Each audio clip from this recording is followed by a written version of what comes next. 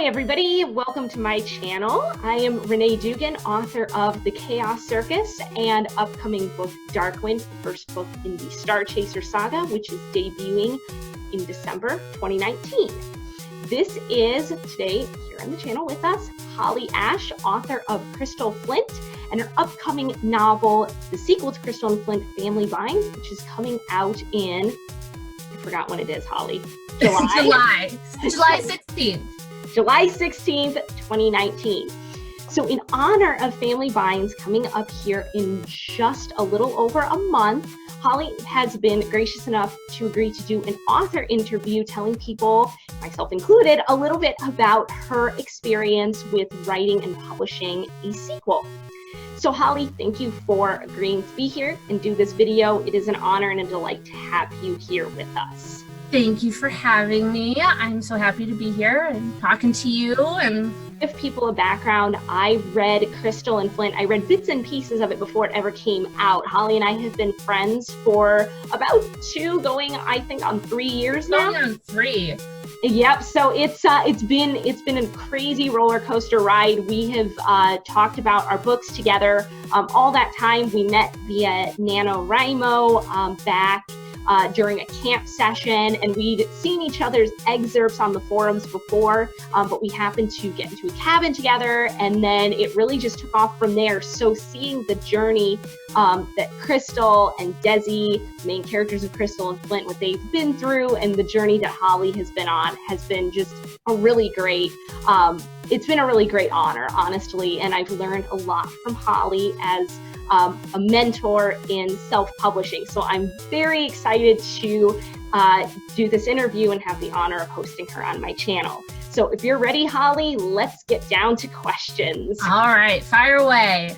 All right, so question number 1 is, since Crystal and Flint has now been out in the world for almost a year as of the recording of this video, I'd like to know what has been your biggest lesson learned from that experience? So, first of all, I can't believe it's almost been a year.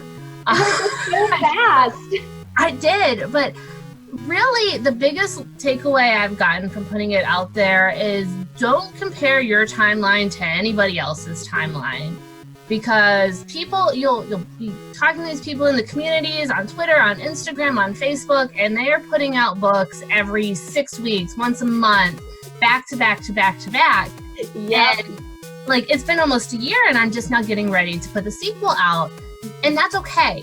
And you have to be comfortable and have the confidence to do things the way that works for you, because that's the joy of indie publishing, is that you can make it work for you and your schedule.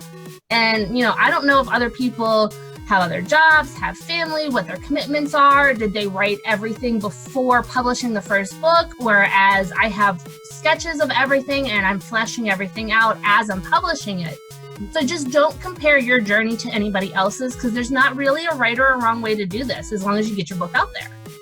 That is great advice, and I think it's something that a lot of indies like us need to hear, because there can be a lot of pressure to put a book out every 1 year, 6 months. I've even heard 3 months is optimal, and it's like there's probably benefits to all of that, but I think there's an even bigger benefit, like you said, to learning your pace and going at it so that you're not getting burned out and you're able to give it your all to each book, which I know, knowing you have definitely done that with Crystal and Flint and the sequel, Family Vines. Yes, I don't want it out there before it's ready, and it's just being okay with that. And that's hard sometimes. I need reminded of that all the time, so. Well, I'm really happy that you are around to teach me and others to hold that boundary, because we all need to hear it. Absolutely. So for question number 2, so book 2 in this series is titled Family Vines. Were the title and concept part of the conceptualization when you were working on book 1, or did you decide after the fact to continue Crystal and Desi's story? Well, I always knew I was gonna continue Crystal and Desi's story, and this was one of the books that was probably, Family Vines was one of the ones that was most flushed out from the beginning. I've always had this particular story in my mind. Its placement in the series has changed. I think my original concept was to write like 9 or 10 books in this series. Oh, wow. So when I pared it down to 10 or to 5, taking out a lot of the redundant and non-relevant storylines, this book went from book 4 to book 2. Wow. So we had to work on the timing a little bit, especially where Justin and Crystal's relationship was. It wasn't quite as well established as what I had originally thought. But the Crystal's in particular's main storyline was one of the ones I immediately knew I wanted to write. So I knew this was probably one of the more fleshed out stories I've had in the series. Not to give anything away, but the glimpses that I've seen of Crystal's particular arc, both what she experiences outwardly and what she goes through as a character, have been some of my favorite moments to read about her. So I have a feeling that fans are very much going to enjoy her journey in Family Vines. Yeah, this is my favorite one I've written so far, so... That's always high praise. It's like that saying about, no tears in the writer, no tears in the reader. I always feel like the more the writer loves the book, the more that conveys on the page. Right, absolutely. So in light of that process, people always say that the second book is usually harder to write than the first in terms of drafting. Was that your experience with Family Vines? Not for this one. This one, especially, I had the first 2 chapters came really, really easily, and I didn't actually change a lot with them as I went through my editing and my rewrites. And same with kind of the last third of the book is pretty much how I originally envisioned it. But I knew this story. I knew what I wanted to accomplish with this story. So it actually came easier to me than Crystal and Flint did. Now, I've done the first draft for book 3 in this series already, and that was a struggle. So I will say this one might just be like the little unicorn in the series that everything kind of came together. And now all of that book 2 pain is being transferred into book 3. So you have to pay your dues somehow. Yes. There's no escaping it. As kind of an addendum to that question, do you think that possibly the reason you had a little bit of an easier time with your book 2 than maybe some other authors have is because you trimmed it down and it shifted position in sort of the genealogy of the books, going from book 4 to now being book 2? Or do you think it was just because you knew the book so well that it was easier? I really think it was just because I had this storyline in my head. Really, even before I fleshed out what the storyline from Crystal and Flint was going to be, this was one of those moments I always wanted to give Crystal. Mm-hmm. So I think that kind of helped, because the way my books are written, while there is an overarching theme with Taria trying to prepare for war, each book is an individual mission. So while they feed off of it a little bit, you do get a complete story for each book. So I don't really know if shifting it mattered as much, other than the buildup of some of the relationships didn't have as much time. Gotcha. Well, I love that aspect of the story, that it's almost episodic in a way, that while the books all tie together, they each have their own space to live in. That was one of my favorite things about Crystal and Flint. It felt like a very complete story, room for sequels obviously, but very complete thought altogether. So I'm really excited to see that play out in Family Vines on the page. Awesome. So for question number 4, what's been the biggest difference in your experience with writing and publishing your second book versus publishing your first? Just confidence, I think, is the biggest thing. I'm the type of person that I need to know what's happening. I need to know what the steps are to be comfortable with it, or else I get really anxious and really nervous, and then I just don't do it. And so really knowing how the process worked this time has made it a lot less stressful. And I'll say this book, Crystal and Flint probably went through 8 or 9 drafts, and this one only went through 5. So it's moving a little bit faster, not as fast as some indie authors publish, but just having that confidence to trust my work and trust that I know the process and I'm going to be able to pull it all together in the time that I think I can. Absolutely. And I love that you're seeing kind of it starting to pick up a little bit as you gain that confidence and you gain the experience with how the industry works and how your own process works. It really does. You kind of hit your stride and you start to move a little bit faster with each one. Absolutely. So what was your favorite part of writing Family Vines? So without giving too much away, let's see. There's This is a really, really emotionally driven book. You're not going to have, there is some politics in there, there's some action in there, but this one is really emotionally driven on both Desi and Crystal. Mm-hmm. And so that was a little bit different to write. And we also see some moments with Grady in this book that I absolutely love, but he's my favorite, one of my favorite characters to write. Mm-hmm. So there's one scene in particular where we kind of see him reach his breaking point, and we see a more vulnerable side of him and a side of him that we haven't seen before as Mr. I'm going to play it cool and joke around and be the support system, where now he needs that support. So that was really interesting to write. And then we also get to see him paired up with Desi a lot in this book, and the two of them just feed off of each other, which is just so much fun.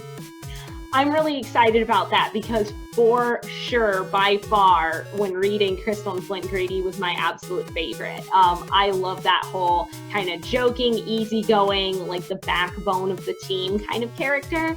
And so just seeing how he supported Crystal and really everybody else and kind of held everyone together in the first book, he was just a delight. So getting to see him kind of break a little bit has me very excited, just because I love seeing that shift in dynamic with the easygoing jokers suddenly having to face new emotional depths. Yeah, so you're going to get a little bit more of Crystal and Grady's backstory when they were working counterterrorism and how that's affected him, and especially when it comes to his relationship with Crystal.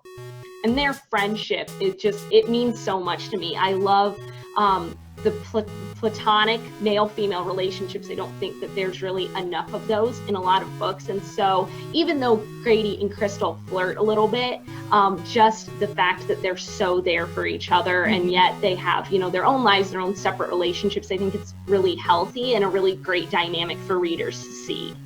It's definitely one of my favorite relationships in the series, is the two of them. So given all of that, what was your least favorite part of drafting Family Binds? So there's this new character in this one that we haven't seen before. His name is Ben, and he's the leader of the colony that they're at for this mission.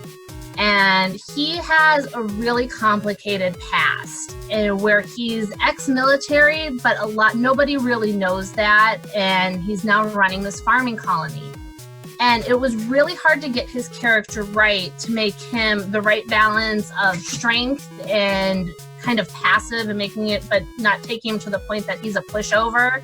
So finding that right level of competence and passive and wanting out was really tough for me. And it took several renditions to get him right on paper. Mm-hmm. But he's so vital to this story that, it's worth the effort. I hope it pays off, but he was the biggest challenge for this book. Do you think that, and again, not to get too spoilery, but if Ben was to show up in subsequent books, do you feel like the time and effort that it took to get him right in this book would make him sort of an easier character to work with in later books? I think so. If he were to come back, he's definitely a lot more fleshed out now. I understand him better now, and I think that was kind of part of the problem.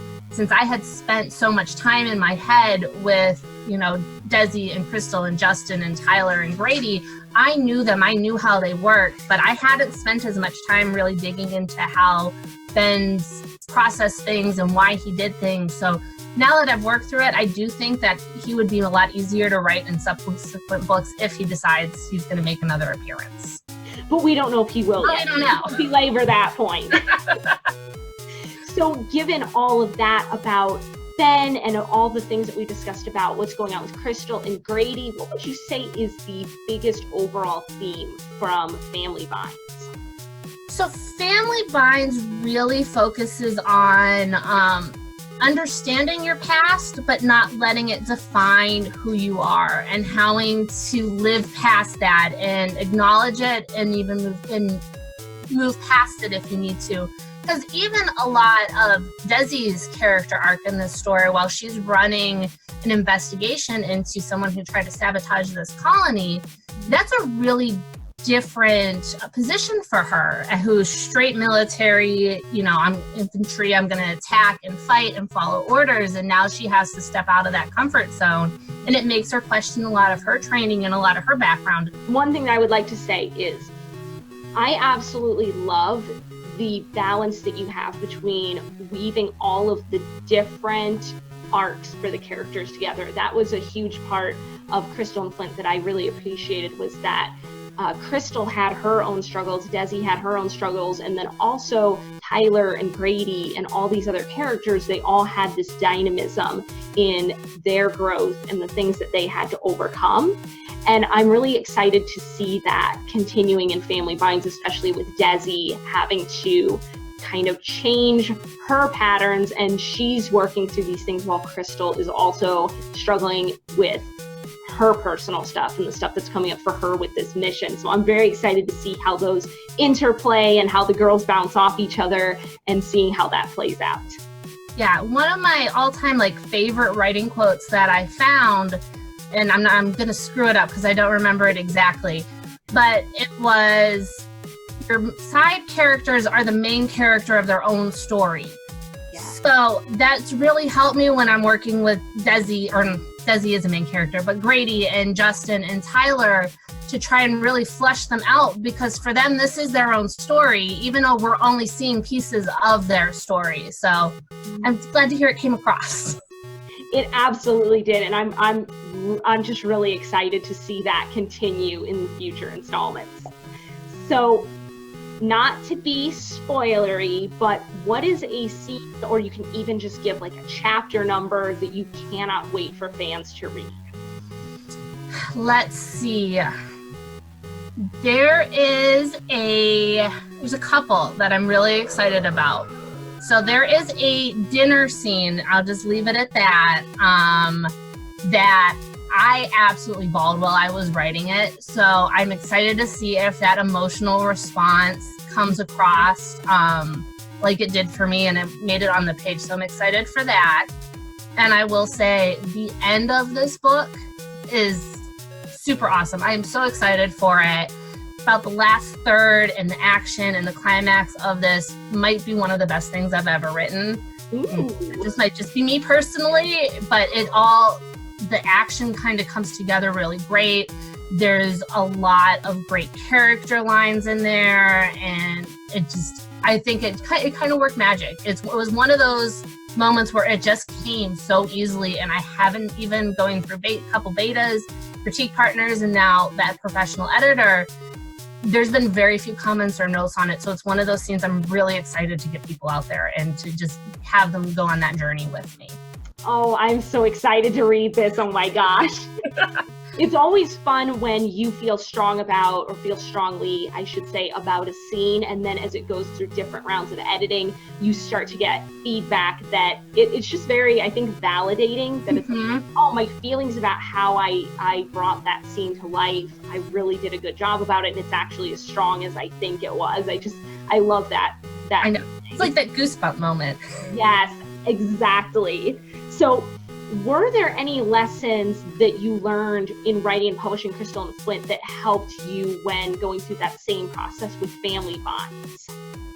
So I really learned a lot about what my writing weaknesses are when I was writing Crystal and Flint. So I was very aware of them while I was working on Family Binds. Not that I made improvement, they're not perfect. But specifically character descriptions and setting descriptions, I gloss over it. I know what it looks like. I just want to get to the action. I want to get to the snarky comments. And so a lot of that I had to be really aware of when I was writing this, to put those details back in. And sometimes I didn't make it until the second or third draft, but I knew what needed to be there. And kind of the same with movement and action from the characters, as long as when there's big pieces of dialogue. That's kind of something that I always glossed over. So just being aware of what your weaknesses are so that you can fix it faster and you can get to that polished draft faster. So instead of 8 drafts, this is 5, and maybe book 3 will only be 3 drafts, and I'm never going to get down to 1 or 2, but just get down to being able to put it out faster by knowing and acknowledging what your weaknesses are. That's a really good point, and I love the fact that you take it not just as oh, I have these mistakes, but it's actually, and I can learn from them so I improve my process. And I know earlier you had talked about how you felt like Family Vines was moving faster. And I feel like those two things, they fit together really well. That it's not just knowing how the industry side of the process works, but it's also knowing how your process works so you can catch things earlier on. And then it's just a little less that you have to do in editing and things like that going forward. Yeah, and self-reflection can be tough, especially when you're looking at what am I doing wrong and people are telling me I'm doing wrong, but it's just so important because you're never going to get better if you're not willing to learn. Mm-hmm. Absolutely. And in light of that, is that, would you say, the biggest lesson you've learned in writing and publishing Family Vines that you'll carry forward? Or are there some other lessons that you've learned in this process that you feel are going to be just as helpful or even more helpful in continuing the series? Well, I learned a lot again from my professional editor. It was a different editor this time, so she was picking up on different things. So I know some new things now that to look out for as I've fixed some of my old issues. Now I have some new ones because you're never going to be perfect. So to move forward on that, and just really one of the biggest takeaways I think I'm going to get from Family Vines is I had a couple of beta readers that had never read science fiction before and this wasn't their kind of story. And I just felt like when I was getting their comments back from them, like you could tell, and it wasn't necessarily as helpful. So I felt like they were wasting my time and I had wasted their time. Mm-hmm. So I think really trying to be a little bit more discriminate maybe or choosy when looking for future beta readers to make sure that, we're not wasting anybody's time and the feedback you're getting is actually going to be valuable, because getting a good beta reader or a good critique partner like I have is invaluable, and the feedback I've gotten from them is great. But you're working with someone new, you want to make sure that they're the right person for your project. That is wonderful advice. I know it can be very difficult, especially when you gain friends and support on social media, if that's the route you choose to go, or if you go with friends who have always supported or begun to support your writing. It can be hard to say, hey, you're not the best fit as a beta reader. And sometimes you have to go through it a little bit, I think, to figure out who fits with you and who doesn't. But just being able to be that authentic and find the right people who are the right fit so that everybody is meshing together and it's the best thing for you and for them and for your book. Absolutely. Well, Holly, there are so many nuggets of wisdom in this. I am so, so grateful that you took the time to do this, especially on a weekend and when you got family stuff going on. So thank you for taking the time to stop by the channel and share with us your experience. And I am, again, so excited to get to read Family Vines. For the viewers out there, if you guys want to pick up Crystal and Flint, you can find it. This is what the cover looks like, and you can find it on Amazon.com. I will be posting a link to purchase it in the description below. I will also have a link to purchase Family Vines when it comes out, and I will include some links to Holly's author website and her social media and all those places you can find her and follow her to keep up with what is going on in her world and in the world of the Journey missions. Great. Well, thank you for having me. Absolutely. It's been an honor. And guys, let me know in the comments section if you would like to see more of Holly on my channel. I am so excited to have gotten to work with her and collaborate on a couple of videos this weekend. And hopefully we will be meeting up to do some other things, share some industry insights, and give you guys a little bit more of a sneak peek into the self-publishing world. All right, everybody, well, have an awesome day. I will see you in the next video. Bye-bye. Bye.